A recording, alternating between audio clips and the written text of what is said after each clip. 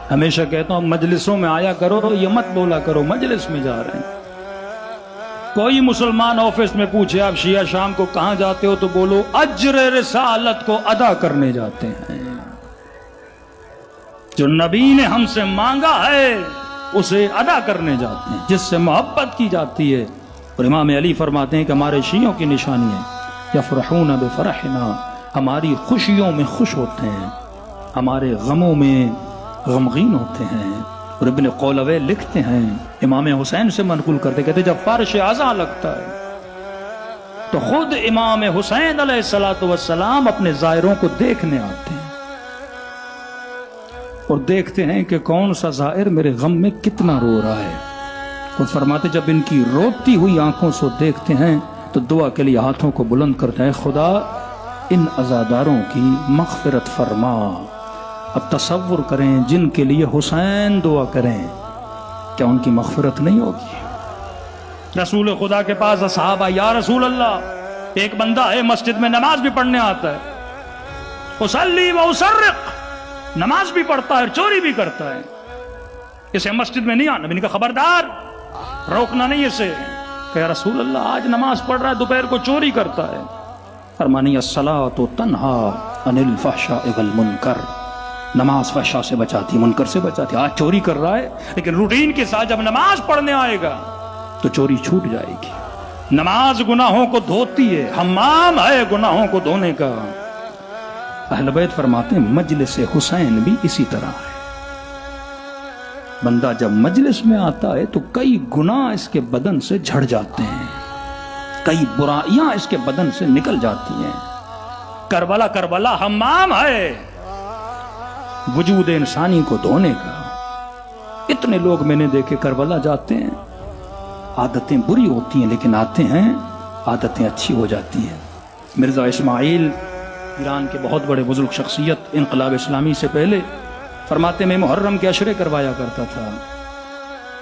بڑے بڑے علماء، شیخ کافی، علامہ امینی، ان کی محفلوں میں مجلسوں میں خطاب کر چکے۔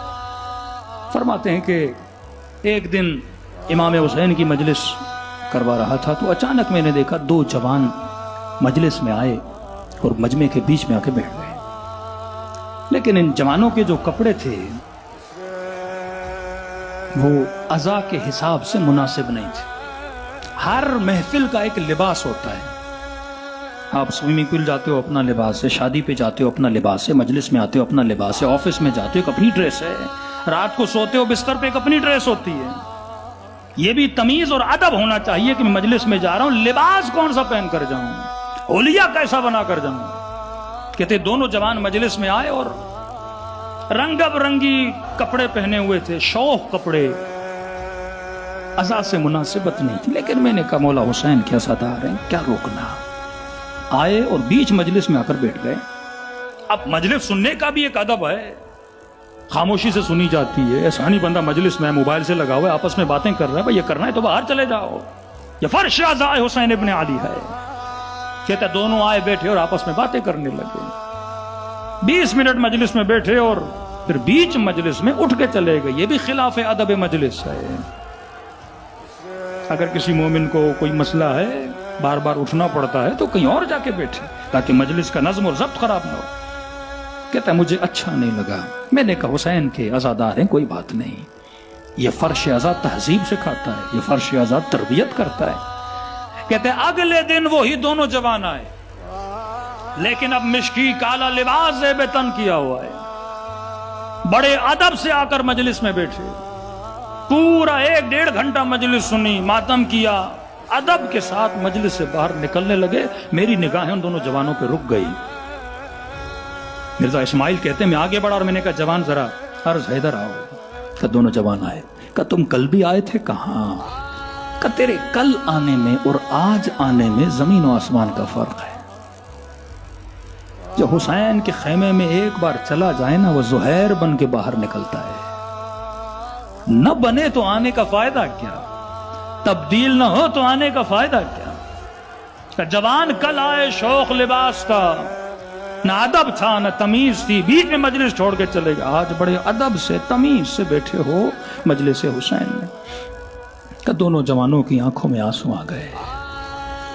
کہ مرزا اسماعیل صاحب جیسے کل آپ کی مجلس سے ہم دونوں نکلے، ہم آئے اس لیے تھے کیونکہ رات کا کھانا نہیں کھایا تھا. کسی نے کہا کہ اس مجلس میں نیاز ہے تو ہم آ گئے، اور جب بیٹھے اور 4-5 لوگوں سے پوچھا کہ نیاز ہے کہ نہیں، انہوں نے کہا نہیں مجلس میں نیاز تو نہیں، چائے کی سبیل ہے. ہم نے کہا بیٹھنے کا فائدہ کہ ہمیں بھوک لگی تھی. پھر بیچ مجلس سے اٹھ کے چلے گئے. کہ مرزا اسماعیل جب مجلس سے نکل رہے تھے تو جن لوگوں نے آپ کی چائے کی سبیل پی تھی انہوں نے چائے کی پیالیاں گلی میں رکھ دی تھی.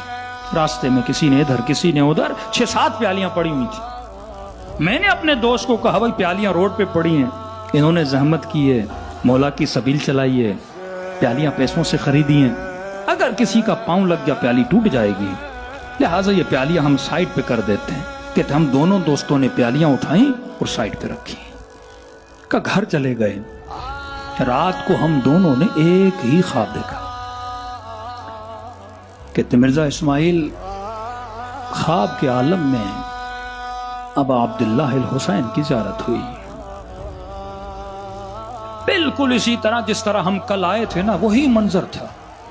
کل جس طرح لوگ آ رہے تھے جا رہے تھے وہ منظر ریپیٹ ہوا. لیکن ایک نئی چیز دیکھی کہ لوگ جب آ رہے تھے تو ابا عبداللہ الحسین اور ساتھ میں غازی عباس کھڑے تھے. عباس کے ہاتھ میں ایک ڈائری تھی اور قلم تھا. جو آ رہے تھے ان کے نام لکھ رہے تھے، جو رو رہے تھے ان کا نام لکھ رہے تھے، جو نیاز پکا رہے تھے ان کا نام لکھ رہے تھے، جو بلب لگا رہے تھے ان کا نام لکھ رہے تھے. عزاداری امام حسین میں جو کام کر رہا تھا، امام کہہ رہے تھے عباس ان سب کا نام لکھو جو میرے فرش کی خدمت کر رہے ہیں. خلوص سے کا سب کا لکھا. اور اسی عالم میں ہم نے دیکھا کہ ہم بیچ مجلس جب چھوڑ کے جا رہے تھے تو امام حسین نے فرمایا عباس سب کا لکھ لیا؟ کہ جی مولا لکھ لیا. کہ ان 2 جوانوں کا لکھا؟ تو کہا غازی نے کہا کہ مولا نہ ان میں ادب ہے، نہ پہننے کا سلیقہ ہے، نہ انہوں نے مجلس سنی ہے، نہ آپ کا ذکر سنا، لہٰذا میں نے ان کا نام نہیں لکھا. کہ باس تو نے دیکھا نہیں انہوں نے 2 پیالیاں اٹھا کے کنارے پہ رکھی ہیں. مولا حسین اتنا بھی کاؤنٹ کرتے ہیں جو فرش عزا امام حسین پہ آتا ہے. ایک آنسوں تک وہ نہیں بھلاتے جو غم امام حسین میں بہایا جاتا ہے. تبھی میرے چھٹے ماں فرماتا ہے مومن ابھی ذاکر نے مصائب پڑھے نہیں، پڑھنا چاہتا ہے. تو رویا نہیں، رونا چاہتا ہے. فرمایا تم سب کے سروں کے پیچھے میری دادی زہرا کھڑی ہو جاتی. دعا کے لیے ہاتھوں کو بلند کرتی ہیں، اے خدا یہ میرے حسین کا عزادار ہے. واللہ زندگی کا پتہ نہیں لگتا کب کون سی گھڑی زندگی کی آخری گھڑی ہے. وہ بے وقوف لوگ ہوتے ہیں جو کہتے ہیں ہم بڑھاپے میں مریں گے. موت کا کوئی ٹائم ٹیبل نہیں ہوتا. موت جوان کو بھی آتی ہے، بوڑھی کو بھی آتی ہے.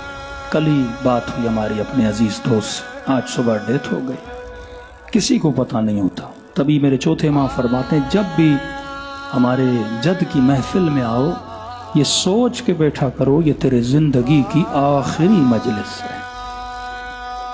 ایسے رویا کرو جیسے بوڑھی ماں اپنے جوان کے لاشے پہ روتی ہے. رونا نہیں آتا تو رونے جیسی شکل بنایا کرو. تجھے نہیں پتا ہماری اماں زہرا کو کتنی ٹھنڈک پہنچتی ہے جب اپنے حسین کے چاہنے والے کو دیکھتی ہے.